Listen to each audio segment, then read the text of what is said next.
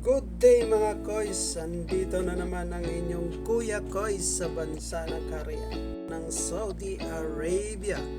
Ayan mga koys, for today's video mag-assemble na naman tayo ng lamisa. Ayan, computer chair at computer table. So, medyo marami-rami yan mga koys. 10 na table at 10 na chair. So, for today's video, mapapakita ko sa inyo yung pag-assemble ng lamisa.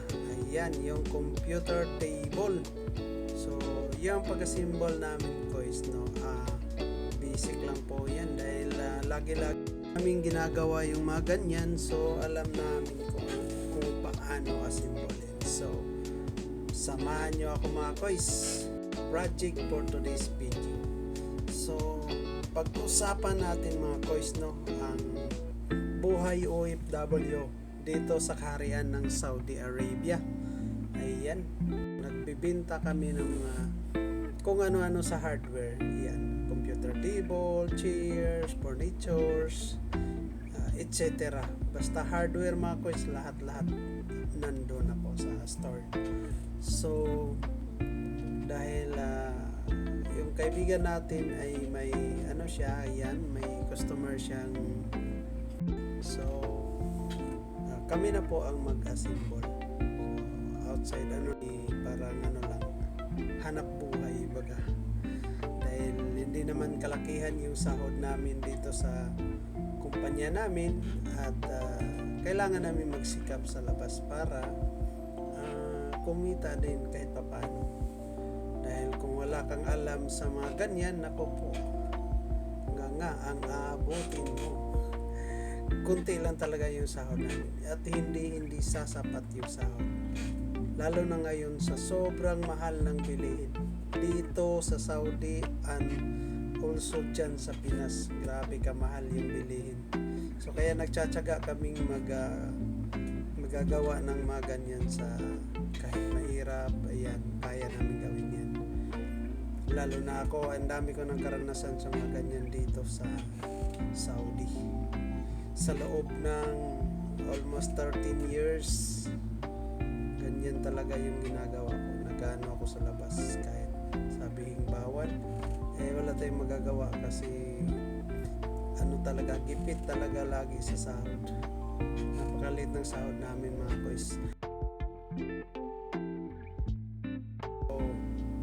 Kahit papaano naiiraos namin yung buwan-buwan kahit na mababa ang sahod, so kailangan lang magsipag kasi pag umasa ka sa sahod, Diyos ko po, mamumulobi ka.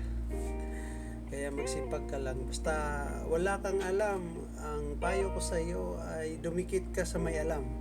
Yun lang ang diskarte dyan, dahil pag hayaan mo wala matapos yung kontrata mo, yung year mo dito sa Saudi na wala ka ring alam, kundi yun lang ang pagbibenta,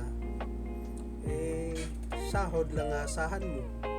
Whereas kung matuto kang dumiskarte kung anong pwedeng gawin sa libreng oras, sa bakanting araw, kailangan mo magtiyaga para kumita, di ba? Kung hindi ka marunong dumiskarte, wala kang maipon, kundi lang, yung kung magkano lang matanggap mo sa isang kontrata, yun lang ang maiuwi mo. Kung marunong kang dumiskarte, ay nako, dito sa kumpanya namin, nako, mabubuhay yung pamilya mo. Ayan, marami akong kakilala ng mga kasamahan ko rin na nakapagtayo ng bahay, nakapundar ng negosyo dahil sa sa mga ginagawa namin, sa hanap buhay sa labas. Kasi kung tutusin, sahod namin tama lang sa kung minsan kapos pa sa pang araw-araw sa pamilya namin dyan sa Pinas. Lalo na't marami kang sinusuportahan pamilya, nako, kailangan mo talagang magsipag. Yan talaga yung ko dito sa Saudi. Kaya ako tumagal sa kalakaran na ganyang trabaho, dahil kumikita ako sa labas at the same time may sinasahod pa, di ba? sa Pinas ka na kahit anong gawin mo sipag, paguran sa katawan, yung sahod mo sa isang buwan kapos dahil mamasahe ka pa, bayad pa sa renta ng bahay, kain mo araw-araw, kulang dyan sa Pinas, diba? Kahit na doble kayod ka doon, kahit ako doon, day off ko doon, ginagawa ko pa rin part-time sa Pinas, wala pa rin kapos. Kaya noong may chance na mag-abroad, ay grab na ako kahit alam ko mababa ang pasahod. Alam ko sa abroad na to, baka may ibang di man ako pala rin sa isang kumpanya, baka may ibang kumpanya na mag-offer ng magandang opportunity. Doon tayo. Kaya ako dito sa bansa ng Saudi. Nag-apply ako dito. 2011 pa po ako dito sa Saudi. Pero isang kumpanya lang yung pinagtrabahoan ko hanggang ngayon. Diyan pa rin ako sa hardware. Kasi yung hardware talaga ang pinaka-experience ko dyan sa Pinas. Mula noong hanggang ngayon, nasa hardware pa rin ako. Start ng 2003 hanggang 2023. So, biruin mo 20 years nasa hardware ako. Kalahati ng buhay ko nasa hardware nagtatrabaho. Pero may pangarap naman tayo. May goal naman tayo sa buhay na hindi habang buhay trabahante tayo. Hindi habang buhay malakas yung katawan natin. Ayan, tumatanda tayo, lumalabas na yung mga sakit. Kaya mag-isip-isip na rin tayo kung anong pwedeng may negosyo, kung anong pwedeng pagkakitaan nakasama ang pamilya. Diba? Ang sarap no? Kasama mo ng pamilya mo.